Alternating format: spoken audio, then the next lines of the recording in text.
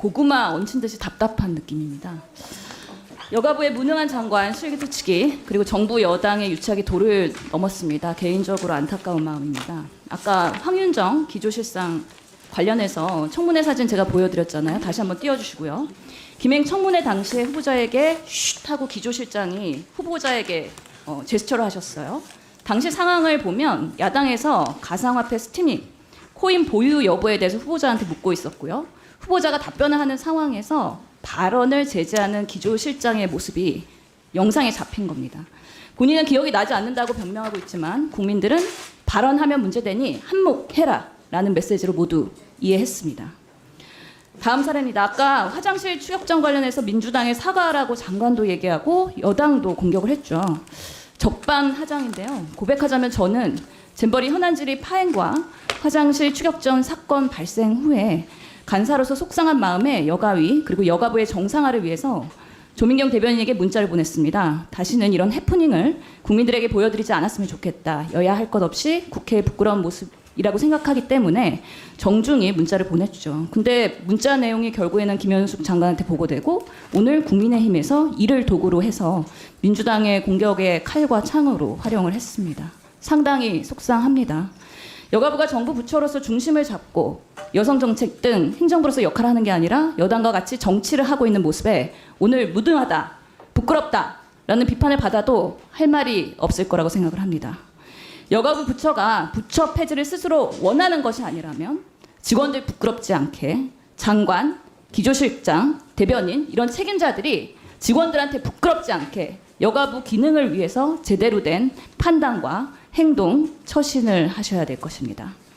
잼버리 관련한 지적도 하나 하겠습니다. 8월 2일 잼버리 개영식 날입니다. 김현숙 장관 법인카드 사용 내역입니다. 당시 개회식이었는데요.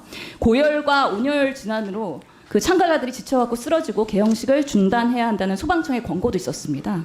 상당히 현장이 혼란에 빠져서 언론의 비판이 빗받쳤었죠.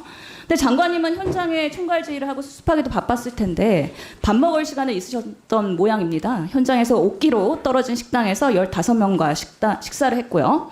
다른 끼니는 현장에서 15km 떨어져 있는 식당에서 또 식사를 하십니다. 정말 의아한 일이죠. 정상적인 대응이라면 밥 먹기도 시간이 없었을 거고 수습하느라 정신이 없을 상황인데 장관은 어디서 여유 있게 식사를 할 수 있는지 국민들이 볼 때는 납득이 가지 않습니다. 이에 대한 해명 저희 의원실에 추후해 주시기 바랍니다. 제가 지금 장관님, 예, 제가 시간이 부족해서요. 전청조 남현이 이슈 아시죠? 네. 예, 체육계 성범죄에 대한 질의를 하고 싶은데요. 이 남현이 펜싱 아카데미 코치, 이 미성년자의 성폭력 사건이 드러났습니다. 코치가 수강생 2명한테 성범죄를 저질렀는데요. 한 명은 1년 넘게 강제추행, 그리고 다른 학생은 7개월간의 성폭행을 했다는 겁니다. 근데 이게 경찰이 사건을 인지한 것보다 남 씨와 전 씨가 미리 이 해당 의혹을 인지했는데 묵인한 거 아니냐라는 녹음 파일이 언론을 통해서 보도가 됩니다. 이게 저희가 국민체육진흥법 18조를 보면 체육 지도자는 성폭력 피해 의심이 있을 때 스포츠윤리센터나 수사기관에 즉시 알려야 한다라고 되어 있는데요. 장관님, 이에 대한 처신에 대해서 어떻게 생각하십니까? 특별히 이 내용에 대해서요? 예.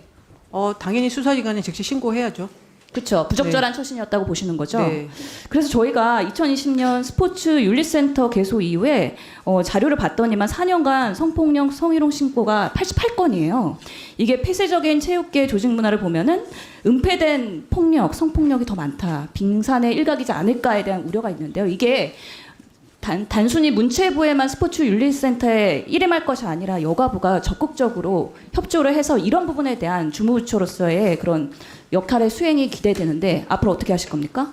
제가 저를 잘 들여다보고 스포츠계에 여러 가지 있는 성폭력이나 이런 부분에 대해서도 여가부가 적극 개입할 수 있도록 하겠습니다. 예, 그렇게 부탁드립니다. 그 학폭 피해자로 알려진 표혜림 씨 사건 아세요? 예, 들어봤습니다. 예, 이분이 사이버 불링이랑 스토킹 피해를 호소하다가 결국에는 극단적 선택을 하셨죠. 이 장관님 보시기에는 이 부분 어떤 게 문제라고 보세요?